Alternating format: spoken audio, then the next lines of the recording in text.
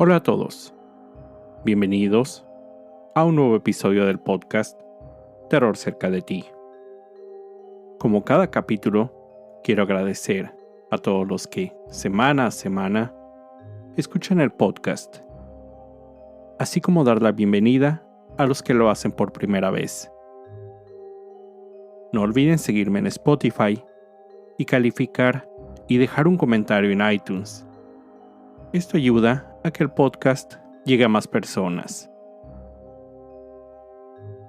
Recuerden seguir mis redes sociales, @terrorcerca, en Facebook e Instagram, donde publico contenido adicional a los episodios.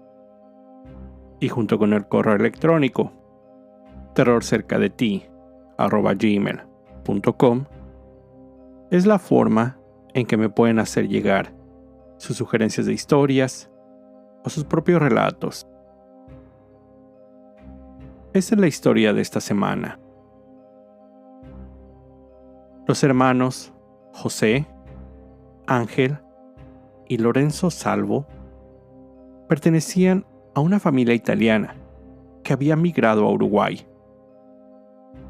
Después de instalarse en la capital, Montevideo, comenzaron un próspero negocio textil que les traería muy buenas ganancias. En uno de sus viajes, a principios de los 1920s, los hermanos visitaron Buenos Aires, donde quedaron impresionados con el Palacio Barolo. Una vez de regreso a Montevideo, le encargaron al arquitecto Mario Palatini diseñar un edificio similar, que ellos construirían a manera de agradecimiento a la ciudad que les había dado tanto dinero. El lugar elegido era la esquina de las calles 18 de Julio y Plaza de la Independencia. Aunque ese terreno estaba ocupado por otros edificios, incluido el café y confitería La Giralda, de gran historia. Tuvieron que derribar este y otros edificios para dar pie a la nueva construcción. La idea original era edificar un hotel con un gran faro coronando su cúpula, el cual sería el edificio más alto de toda Latinoamérica. La construcción del Palacio Salvo, como fue conocido, inició en 1922 y culminó en 1928, cuando fue inaugurado. Se usó mármol y granito uruguayo y alemán, además de roble llevado desde Eslovenia en toda la carpintería. El resultado fue un tanto controversial. Algunos admiraban su decorada arquitectura, mientras que otros criticaban su estilo, el cual rondaba entre el ecléctico, con referencias renacentistas, góticas y toques neoclásicos. Tiene un cuerpo central de 10 pisos. En una esquina, una torre de 15 pisos más. En el piso 17, Palatini diseñó 4 torretas semicirculares en las esquinas. Finalmente, el edificio culminaba con la bóveda del faro, para un total de 29 pisos, alcanzando una altura de 100 metros.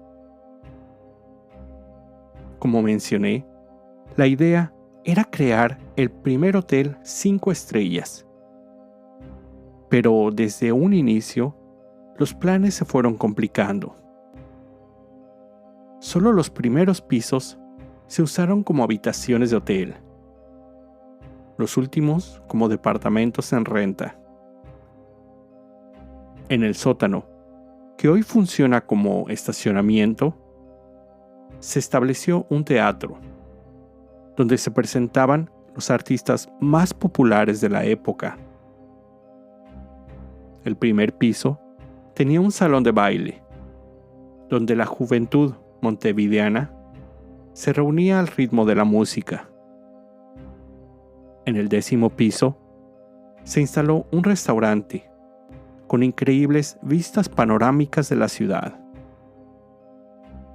Su cúpula fue terminada con el faro, el cual tenía un espejo parabólico que hacía su luz visible hasta 100 kilómetros de distancia.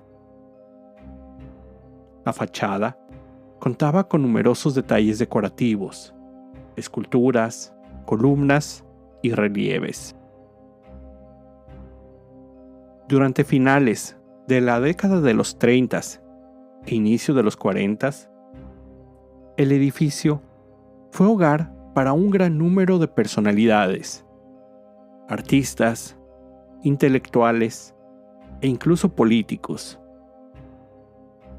Sin embargo, la modernización de Montevideo hizo que el Palacio Salvo comenzara a decaer. En la década de los 60, el poco mantenimiento hizo que la majestuosa construcción iniciara su declive. Algunos elevadores dejaron de funcionar. Partes de la fachada comenzaron a caer, por lo que algunas de las decoraciones tuvieron que ser retiradas. La seguridad del inmueble no era sencilla, debido al gran número de entradas y salidas y una precaria vigilancia. En 1968, el faro fue retirado y en su lugar colocada una antena de transmisión, lo que incrementó su altura a 105 metros. En la década de los 90, los residentes y vecinos del edificio se dieron a la tarea de mejorar las condiciones del inmueble. Se comenzó un proceso de remodelación que incluyó actualizar persianas, pintar espacios comunes y reemplazar los elevadores. En 1996, el Palacio Salvo fue nombrado Monumento Histórico Nacional, con lo que aseguró su conservación. En el 2012, se retiró la antena, ya que se encontraba en muy mal estado y con riesgo de caer. Al liberar el espacio, se reabrió el mirador, en el cual se ofrecen vistas de 360 grados de la ciudad de Montevideo. En años recientes, se instaló una réplica del faro original, el cual se enciende con luces de colores por las noches. Los niveles inferiores son usados como oficinas y negocios, y los superiores son departamentos en renta. Actualmente, el edificio alberga el Museo del Tango, en reconocimiento a la confitería La Giralda, de la que ya les hablé, ya que ahí fue el lugar donde se tocó por primera vez el famoso tango La Comparsita, compuesto por el uruguayo Gerardo Matos. Ahora, como siempre en este podcast, el Palacio Salvo es fuente de diversas leyendas e historias de fantasmas.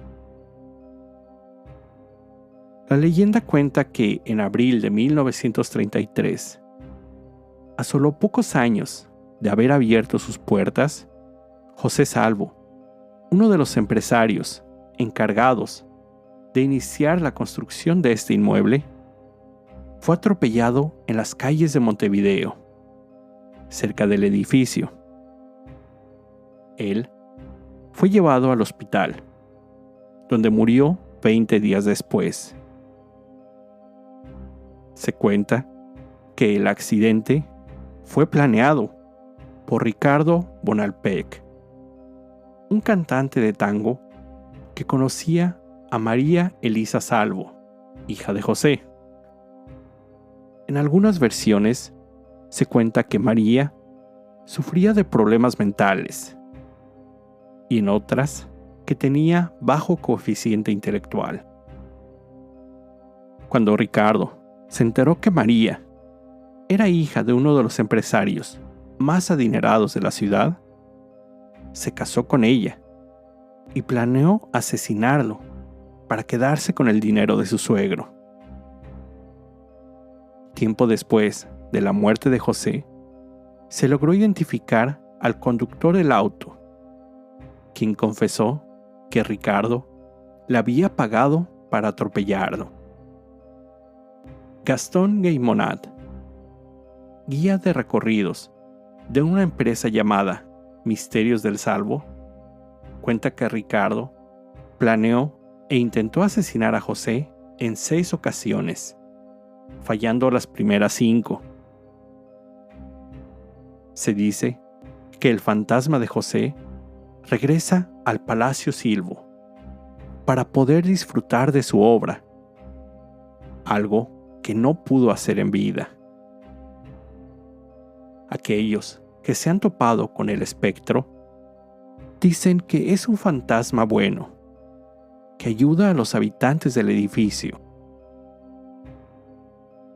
Ismael, uno de los inquilinos, viviendo en el apartamento 713 del 7º piso, cuenta que en una ocasión que regresaba a casa, sin saberlo, estaba siendo seguido por un ladrón, ya que todos los meses recibía dinero del banco. Ese día, sin darse cuenta, el ladrón lo siguió hasta la puerta de su departamento, donde comenzaron a forcejear. El asaltante obligó a Ismael a entrar a su hogar, exigiéndole le entregara el dinero. Cuando de repente, la puerta principal volvió a abrirse por sí sola. Al asomarse, vieron en el corredor la figura de un hombre. El asaltante le preguntó a su víctima si era él quien le traía el dinero, a lo que Ismael le contestó que no, que era el fantasma del Salvo. El criminal salió corriendo, presa del pánico. Ismael, sin conocer la historia del fantasma, decidió nombrarlo como Don Pedro. Cuando él platicó con otros vecinos la historia de lo que le había pasado, ellos aseguraron también haberse encontrado con un espectro recorriendo el edificio. La mayoría dicen haberlo visto usando un sombrero de tipo bombín, con un paraguas o bastón en la mano. Los vecinos dicen que cuando salen de vacaciones, le escriben una carta a Don Pedro, pidiéndole les cuide su casa. Gastón, el guía del tour, cuenta que en una ocasión, al terminar uno de sus recorridos, se acercó una de las personas a felicitarlo. Le dijo que le había encantado el detalle de contratar a un actor con un traje de la época y sombrero. Gastón, con mirada confundida, solo pudo decirles que ellos no contrataron a nadie y que no habían visto a alguien con esas características. El visitante agregó, cito, «Pero estuvo todo el recorrido con nosotros. Siempre se mantenía atrás». Una inquilina cuenta cómo, en una ocasión, se encontraba subiendo por las escaleras del Palacio Salvo, cuando se encontró a un hombre, vestido muy elegante, que iba bajando.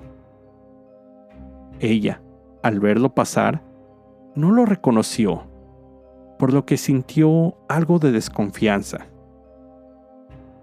La vecina giró su cabeza para volver a verlo, Pero al hacer esto, el hombre misterioso había desaparecido. Algunos años después, en el mismo lugar, en las escaleras, una pequeña niña iba bajando, cuando tropezó y cayó algunos escalones. Cuando se detuvo, un hombre le ayudó a levantarse y la calmó del susto de su caída. Cuando la pequeña le contó a su madre, le describió al hombre, pero esa descripción no coincidía con ningún otro inquilino, pero sí era tal y como la gente dice haber visto al fantasma de Don Pedro.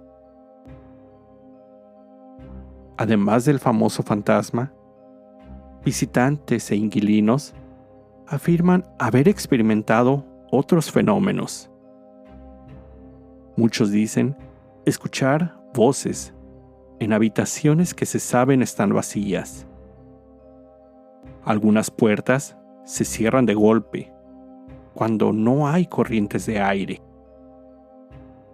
Varias personas que trabajaron como porteros del edificio aseguran haber visto cómo el elevador era operado. Llegaba al piso 7 y regresaba a la planta baja, pero vacío. Esto pasaba tanto con los elevadores originales como con los nuevos al ser reemplazados.